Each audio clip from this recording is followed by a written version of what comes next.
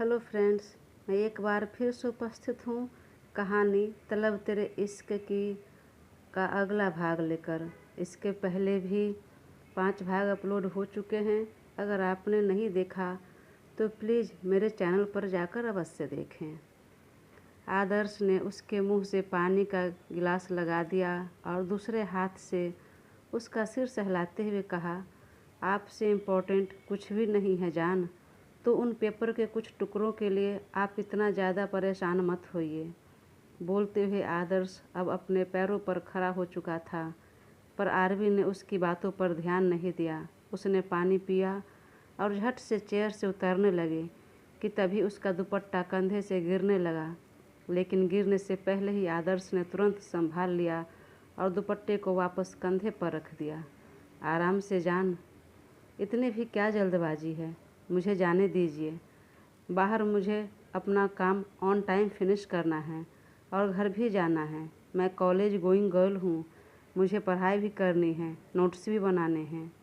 RV अपनी बड़ी बड़ी पलकों को झपकाते हुए इतनी मासूमियत से बोल रही थी कि आदर्श मानो उसमें खो सा गया था और आरवी ने क्या कहा उस पर उसका ध्यान ही नहीं गया।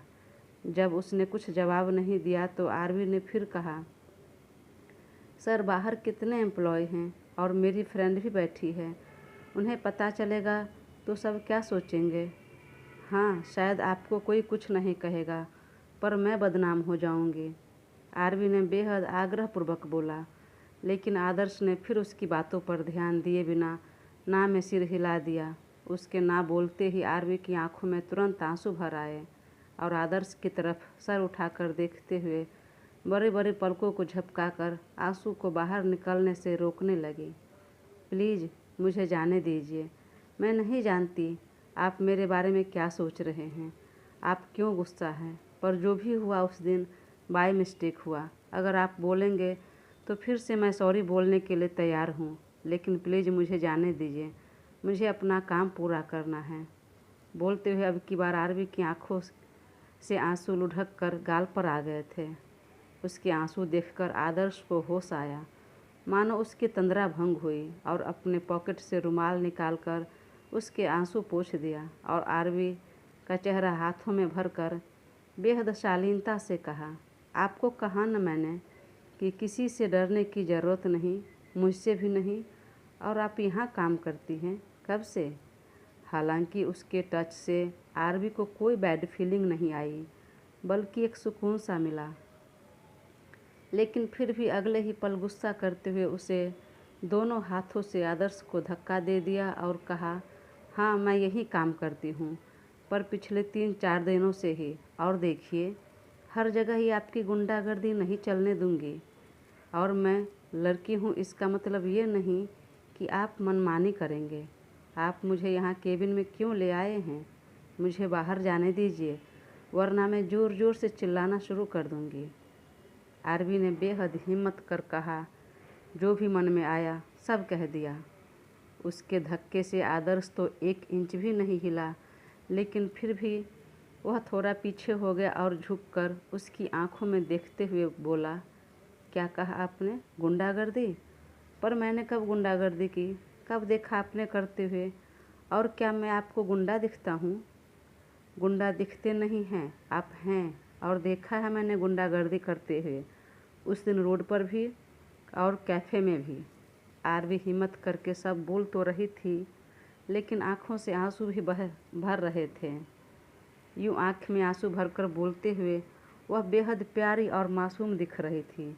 आदर्श ने दोनों हाथ पॉकेट में रखे और 1-2 कदम आगे पीछे चलकर मुस्कुराते हुए कहा, वाह, मैं 6 फुट का गोरा चिट्टा हैंडसम मोस्ट वांटेड मुंडा को आपने गुंडा करार दिया। वैसे मैं आपको किस एंगल से गुंडा दिख रहा हूँ? हर एंगल से दिख रहे हैं। देखा मैंने उस दिन रोड पर कितने बुरी तरीके से उस लड़के को मार रहे थे, और उस दिन कैफ़े में भी। आपकी वजह से मैंने कैफ़े में जॉब छोड़ दिया और अब यहाँ आई तो यहाँ भी टपक गए। कैसे पता लग जाता है आपको, और आप इस तरह टपक जाते हैं। अरे आप बड़े लोग हैं तो क्या कुछ भी करेंगे, आपके लिए कोई नियम कानून कुछ नहीं है। आप इतनी मनमानी कैसे कर सकते हैं? वह जितना गुस्से में बोल रही थी, लेकिन आदर्श को उसके गुस्से से न तो बुरा लग रहा था और ना ही कोई फ़र्क पड़ रहा था। उल्टा उसकी हार्ट बीट तेज़ हो रही थी और वह गुस्से में भी इतनी खूबसूरत दिख रही थी कि जी कर रहा था कसकर बाहों में भर लूं। लेकिन आदर्श ने भी अपने ऊपर काबू रखा और ऐसा कुछ नहीं किया, पर उसकी आंखों में देखते हुए कहा, देखिए, मैं नहीं जानता आप किस एंगल से मुझे देख रही हैं, जो मैं आपको गुंडा नज़र आता हूँ। पर मैं आपको बता दूँ कि मैं गुंडा तो नहीं हूँ और ना ही यहाँ टपका हूँ, क्योंकि यह ऑफिस ही मेरा है। ऑफिस क्या, जहाँ आप काम करने आई है वह पूरी कंपनी ही मेरी है। मतलब मैं ही यहाँ का बॉस हूँ, आपके बॉस, प्रवीण सर का भी बॉस। सुनकर तो आरवी की आंखें बड़ी हो गई, मुंह खुल गया और अपने सूखे हुए होंठ पर जीभ फिराते हुए बोली, ठीक है सर, मैं यहाँ काम करना बंद कर दूँगी। उसकी कोई ज़रूरत नहीं। और रही बात उसको पीटने की, तो गलतियाँ दोनों ने की थी और दोनों से क्या गलतियाँ हुई थी यह भी आप बखूबी जानती हैं। फिर भी यह इल्ज़ाम, वैसे योर गुड नेम। पर आरवी ने जवाब नहीं दिया। वह तो अभी इस बातों में खोई थी कि यह ऑफिस मेरा है, यह कंपनी मेरी है, मैं यहाँ का बॉस हूँ। तो आदर्श जरा आगे बढ़कर उसके बेहद करीब होते हुए फिर पूछा, आप अपना नाम बताने का कष्ट करेंगी या यह कष्ट मुझे ही करना होगा? अब आरवी को होश आया, पर उसकी बातों से नहीं, करीबी से, और हकलाते हुए बोली, मतलब कष्ट? कैसा कष्ट सर? मेरा मतलब कि अगर आप नाम नहीं बताएंगे तो फिर मुझे ही तो अपने हिसाब से नाम रखना होगा आपका। वैसे मेरी जान कह के बुलाऊं तो कैसा लगेगा? अच्छा है ना? नहीं, आरवी नाम है मेरा। आरवी मतलब शांति। Wow, beautiful name. ठीक है, अब मैं जाऊं? बोलकर वह साइड से निकलने लगी तो आदर्श ने एक बार फिर उसके आगे आया और कहा, आप मेरे बारे में नहीं जानना चाहती? नहीं जानना चाहती। पर क्यों? क्योंकि आपके बारे में जानने में मुझे कोई इंटरेस्ट नहीं और ज़रूरत भी नहीं है। बाहर जा रही हूँ। अगर मेरी दोस्त मुझे नहीं देखेगी तो परेशान हो जाएगी। बिल्कुल परेशान नहीं होगी वो। मैं अभी प्रवीण को बोल देता हूँ कि वो आपके दोस्त को बता दे कि आप मेरे साथ हैं। नहीं, ऐसा मत बोलिए प्लीज़। तो फिर आप मेरे बारे में जान लीजिए, क्योंकि आपका जानना बहुत ज़रूरी है। मैं हूँ आदर्श खन्ना, बिजनेसमैन आदर्श खन्ना। जहाँ आप काम करती है वहाँ का बॉस, इस कंपनी का ऑनर मैं ही हूँ। और आपने शायद 4 दिन पहले काम ज्वाइन किया है as a part time job, और आपके डॉक्यूमेंट प्रॉपर नहीं थे, राइट? जी सर। सर नहीं, आप मुझे मेरा नाम लेकर बुला सकती हैं, मुझे अच्छा लगेगा। पर मुझे अच्छा नहीं लगेगा सर। बोलकर वह कभी चेहरे पर आ रहे बाल को कान के पीछे कर रही थी, कभी दोनों हाथों से अपना दुपट्टा संभाल रही थी, तो कभी दुपट्टे का कोना अपनी उंगलियों में लपेट रही थी। और आदर्श की करीबी से उसके चेहरे पर डर और घबराहट साफ दिख रही थी, जो आदर्श महसूस कर रहा था। तो वह थोड़ा पीछे हटते हुए कहा ना, अब आपको डरने या घबराने की ज़रूरत नहीं। यहाँ आप निश्चिंत होकर काम कर सकती हैं। आप मेरा नंबर ले लीजिए। अगर कोई प्रॉब्लम हुआ तो आप कभी भी किसी समय मुझे कॉल कर सकती है, या नहीं तो बेहिचक केबिन में आ सकती हैं। अगर ये भी नहीं तो आप मेरे केबिन में बैठकर काम कर सकती हैं। आदर्श इतने प्यार से बोल रहा था कि सुनकर आरवी का कलेजा धक धक हो रहा था, मन को सुकून मिल रहा था। फिर भी उसने कहा, और यह सब सुविधा देने के पीछे का कारण मैं जान सकती हूँ? हाँ, क्योंकि आप बहुत ख़ास हैं और ख़ास लोगों के लिए तो ख़ास सुविधाएं देना ज़रूरी हो जाता है, ताकि उस ख़ास को कोई परेशानी ना हो। तो आपको जो सही लगे उस हिसाब से आप काम कीजिए। आदर्श की बातों में इतनी शालीनता थी कि सुनकर उसे एक सुकून सा मिला।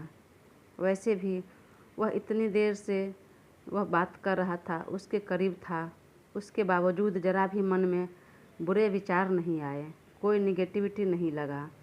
उसने जब उसका चेहरा हाथ में लिया था तब भी कोई बैड फीलिंग नहीं आई, पर फिर भी खुद को संभालते हुए कहा, नहीं सर, मैं बाहर ही ठीक हूँ, जहाँ मैं काम करती हूँ वहीं करूँगी।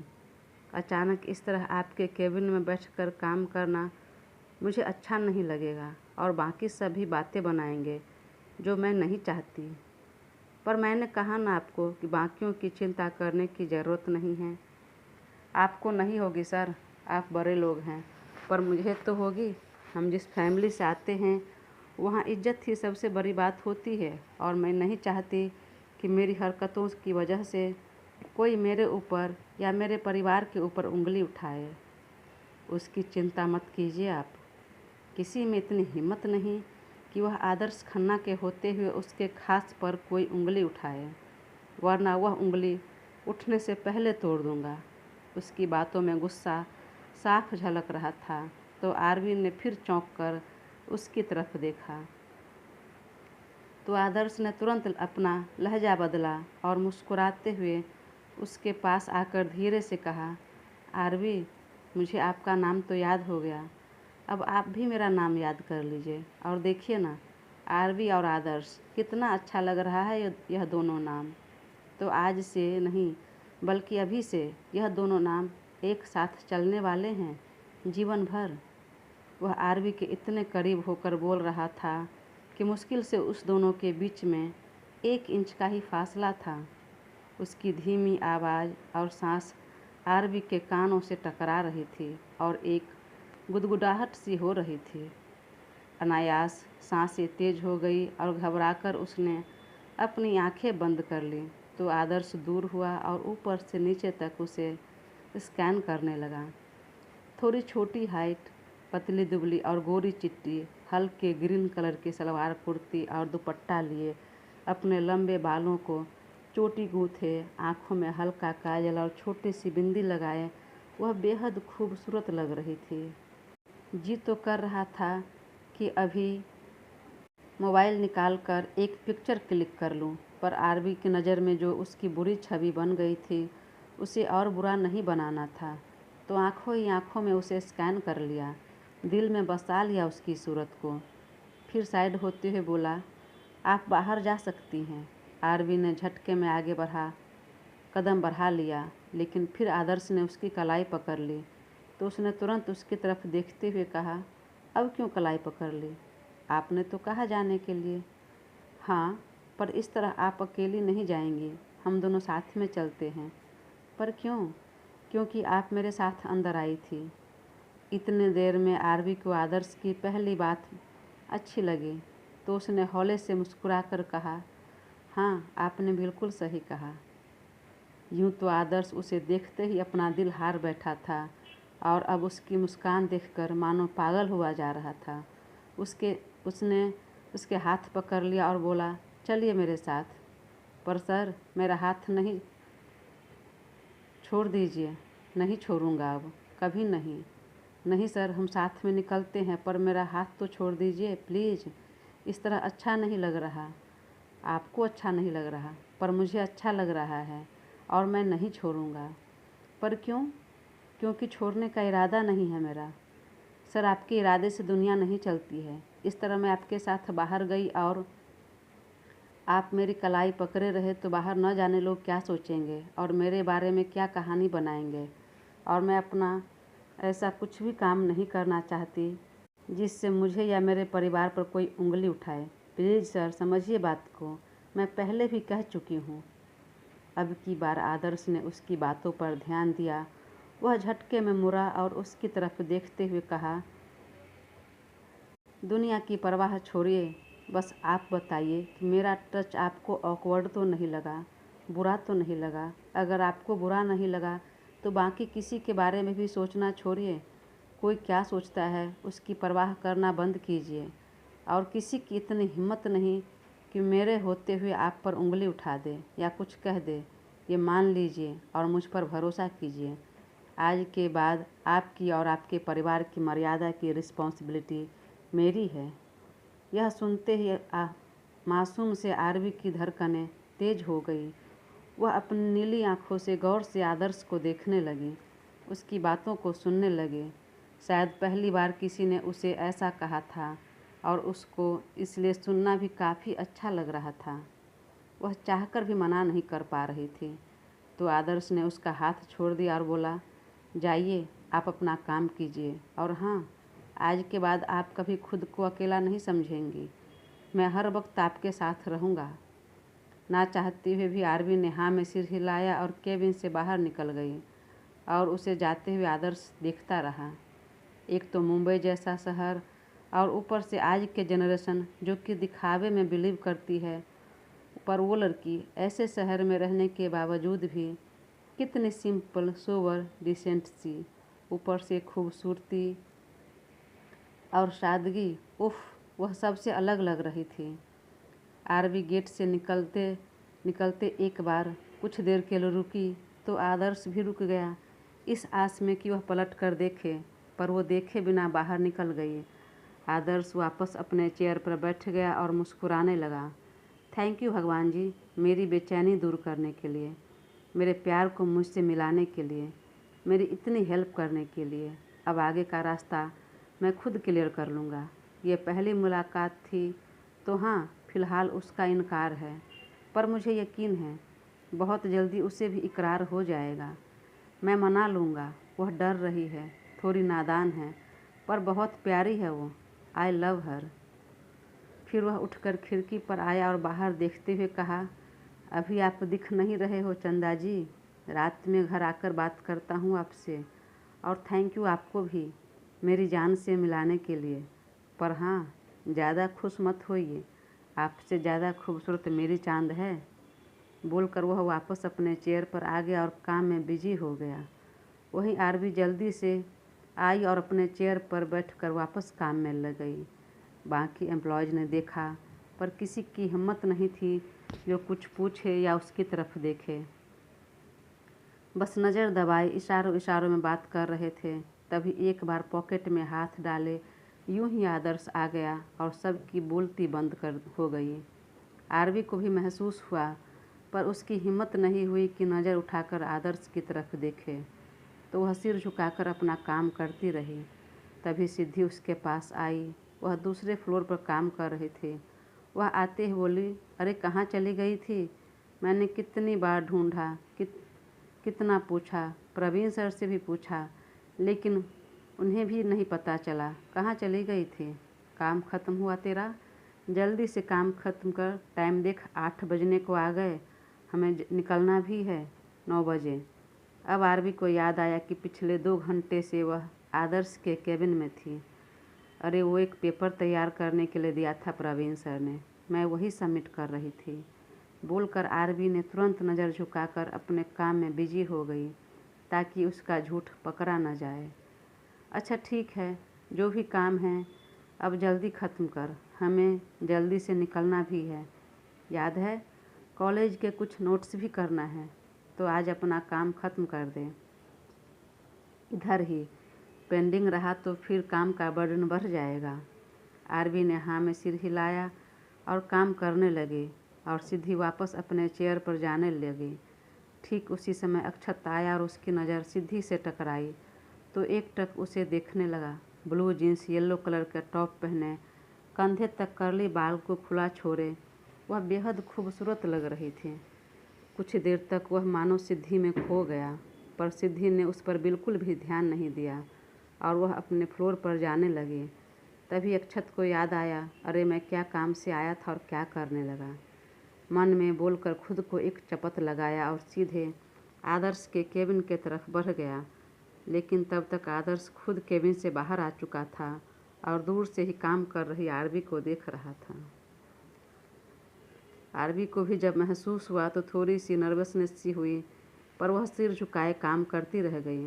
और कुछ देर बाद काम ख़त्म हो गए तो सिद्धि अपना बैग लिए नीचे और आई और बोली, आरवी चल निकलते हैं।